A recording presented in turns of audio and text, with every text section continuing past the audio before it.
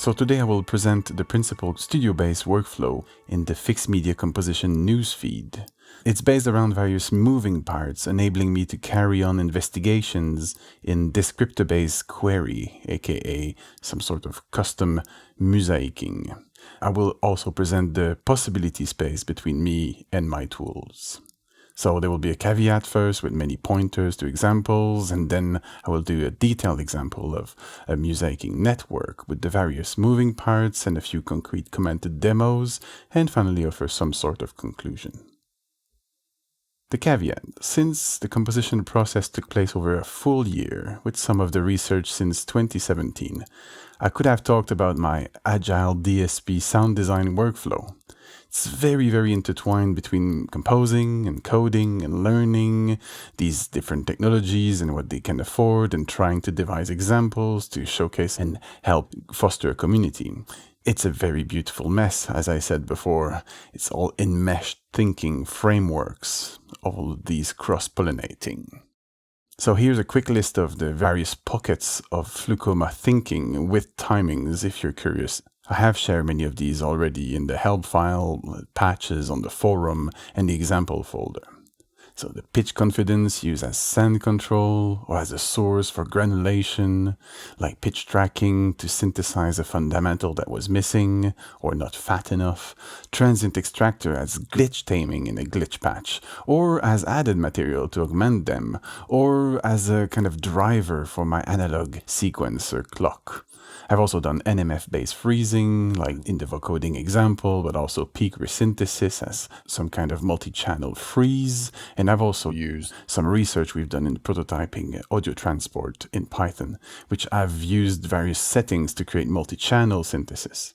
So all in all, these Agile workflows are mostly based around Toolbox 1, but fundamentally they are based on years of thinking about more holistically about my intentions and the tools and the dynamic relationship between them we've talked about in various papers.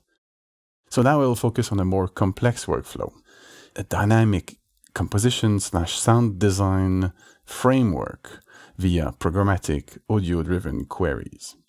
Why would I do that? If I know what I want, I know how to get it. But that way, I only get what I want the usual way. It's efficient, but not surprising. As a wise man said, you only know what you know, and therefore you only want what you want.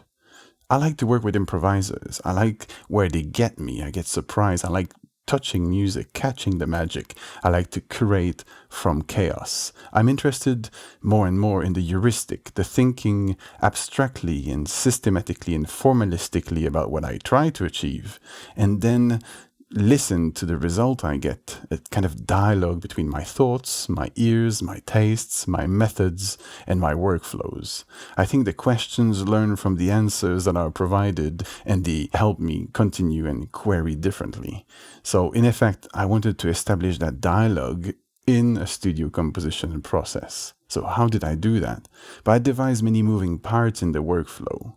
It enabled creative coding explorations within the composition workflow. I'll explain different moving parts first in an abstract manner, and then I'll show you some demos. The overall angle for the whole framework is to do sound design focus on audio-driven query. I have two corpora in this case, many voices saying the same sentence, and then a timbral space of a chaotic synth or synths. And there are three targets, all coming from the DAW process. A direct audio feed that I could send via send in real time. Also the idea of symbolic descriptions of the various pointers to the sound file of my hard drive. So the slices already from Reaper as items, as a list. Or there's also at one point I wanted to perform the kind of sampler player, so I devised a scrubber, which I will show you as an instrument. And then there are three destinations. Audio, that can be recorded via the audio return, but also the same principle of keeping symbolic description of the edit decision lists as a DAW item, so I get a kind of temporary Reaper file. But also, when I play that interface I told you about, I want to be able to record the gesture as a symbolic manner via MIDI. Now, I've got all of this, it allows me to explore the descriptor subspaces. So I can use descriptor streams directly mapped. I could do stats of segment and subsegment, and I can manipulate subspaces doing dimension reduction or scaling on various parts of the description. What it yielded in the end was the kind of unexpected returns feed into my decision making. So sometimes what I wanted, sometimes variations, sometimes counterpoints, and sometimes inspirations to manual replacement, triggering an idea which would have been better done myself. So the items I analyze: loudness, pitch, spectral shape, MFCCs. Then I can process them, various processings of normalization, quantization, sanitization, and I can process them differently. And then I can create composite views if I want to query just by loudness and spectral shape, or by other means, for instance, loudness, pitch, and MFCCs. And then in the end, I get one to the amount of nearest match I want, and I can play them in various ways, and this is very rich. Now, I know this is kind of abstract, so I will give you very, very concrete examples. The first one is using an audio send to control a chaos synth. I explained it in full in a video, which is much longer, but in short, I take an audio send from Super Collider via jack or loopback, and then I made 10,000 presets and their MFCC profile and various descriptors, and I regressed the relationship between the timbral descriptor and the chaos synth, and then I can play a segmentous threshold in real time, and the real-time feed is segmented with these thresholds, and there's a replacement trying to navigate the complex space, the corpus of possibilities of that synth, and explore many combinations. So for a bit of a context, we can listen to the piece.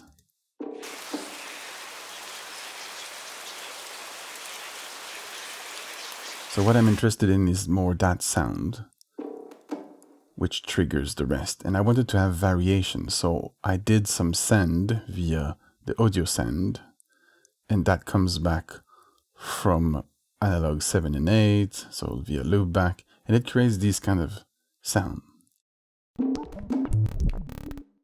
And then once I've got this set up, I can actually go and create more variations,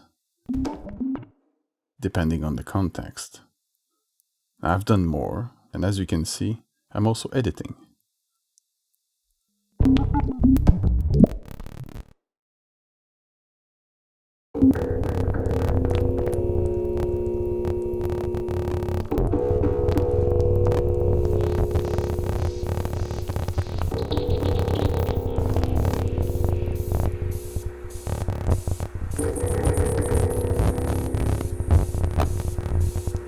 This gives me some interesting material from that texture. A full description of the workflow is in the other video if you're interested to see all the training and everything. Another example of what's possible is to play human voices as a mass. I'll give an example, very specific, but before that, let's talk about how I prepared the voices. I recorded the free text-to-speech and asked humans to read the same short paragraph. And then I ran demo number 12, windowed cluster segmentation. So the idea is to over-segment with novelty, and then, well, it could be with anything. Then experiment with a rolling window to cluster consecutive slices and merge those consecutive slices when they are assigned to the same cluster. So I've used different descriptor space, MFCC and spectral shape, could use loudness and pitch confidence next time. And then I can modulate the number of slices to cluster, the overlap between these windows, and then the number of cluster requested. Then I export back to Reaper as per the shared code, and just for ease of compare, I've copied them all in a single session, and we can see the various combinations here of the descriptors and how they cluster. Listen to an echo chamber. Then once I get this information, I can export it again as a playable corpus, and it's playable in various ways. I will show an example where all of the ways were used, and it's with bees. So for musical context, this is what I have. We can see that the voice are actually mimicking the bees, and eventually the gesture triggered the idea that there could be more question and answer between the bees and the humans. But at the beginning I wanted to have this mimicking.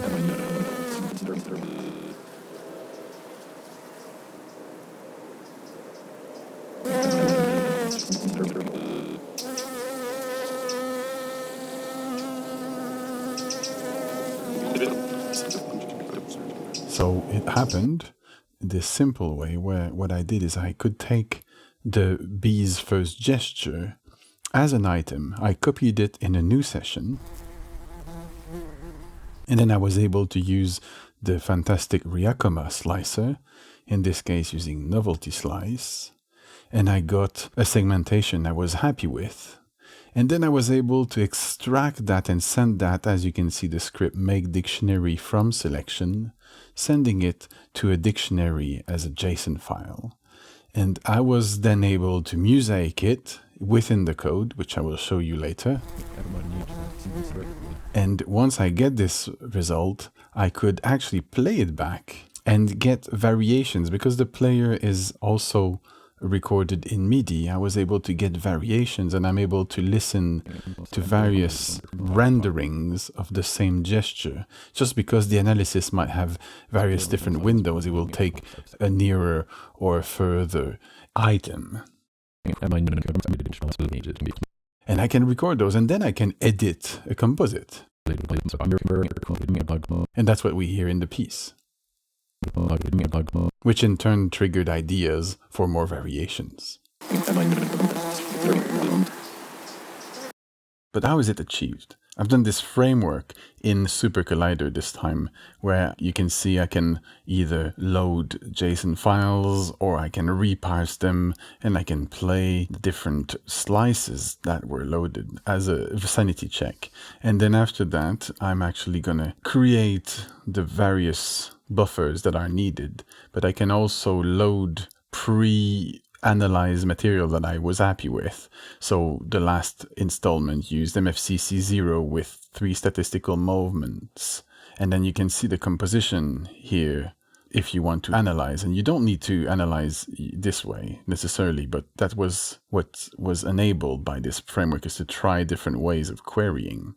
And then I was able to play the sound in various ways. So the first one is to test in real time what is actually happening, playing the slice one at a time. Please, hear me. Visit my newsfeed. A bit boring. That was just a test. Then you can trigger a kind of player, which is a scrubber. And you can see there that I can explore just playing the different files, but this was a bit blunt, so I put a zoom way. And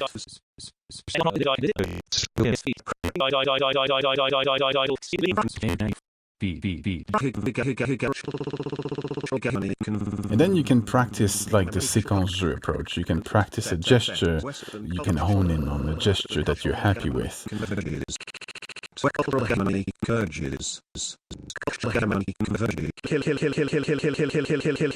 This sound happened by accident, but was used also in the piece. You can record this gesture within Super Collider, recording a sequence of time-tagged events, which will be exportable as JSON if you want. And you can also obviously record the audio in Reaper, but you can also record the decision that you do as MIDI. So when you play, this is sending MIDI messages, and therefore you have the data being able to be played and replayed later. All of that allows me later down the line to take a gesture and play it back. So if I decide to assign it to the MIDI out, and then I can just press play, put my player in receiving mode, and honing a section that I would like, and I'm still in control.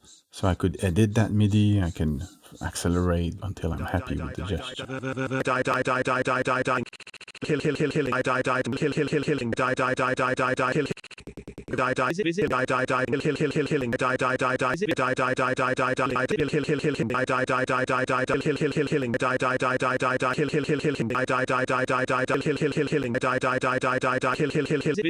Another player I have is a player that allows you to find the nearest neighbor, which starts to be interesting because you can have the desired element. If you query an element from the data set that you've trained on, you will find itself. But the nearest neighbor after that could be interesting to play in parallel.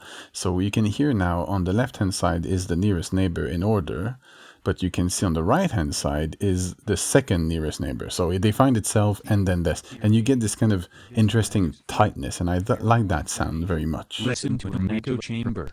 We are a crumbling empire. You can also have a MIDI player, which plays only items one at a time.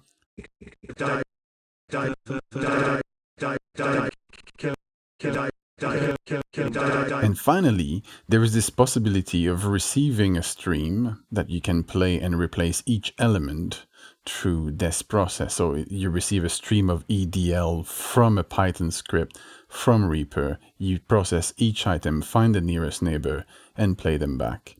And in the end, all of this wonderful querying happens, and you can, instead of processing that, you can process the sequence that you've recorded earlier when I played. And that generates a Reaper file, which you can then open, and you can hear that's the EDL of the process playing that I've recorded in my instrument. And in turn, this could be recorded as audio, this could be sent back to get nearest neighbor, this could be looped over.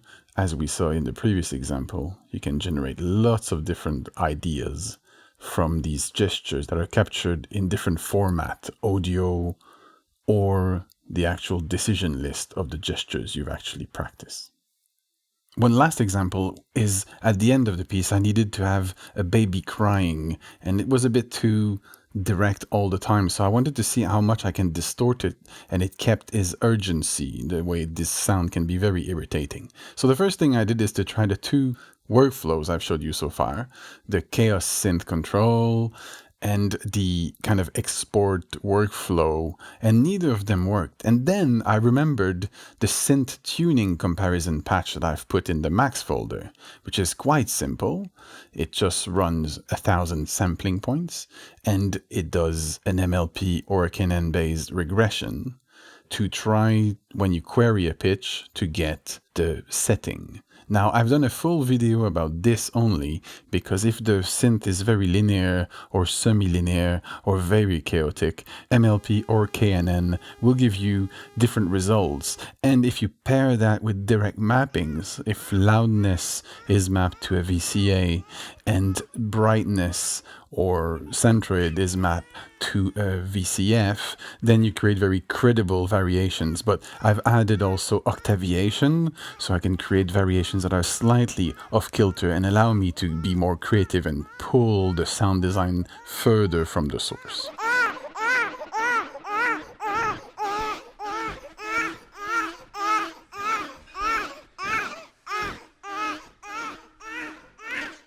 So in conclusion, none of these tools or processes are finished, but they are in effect very mobile, and I can exploit them much further and try new combinations of which descriptor, how to reduce time, and all these beautiful things we've started to talk about.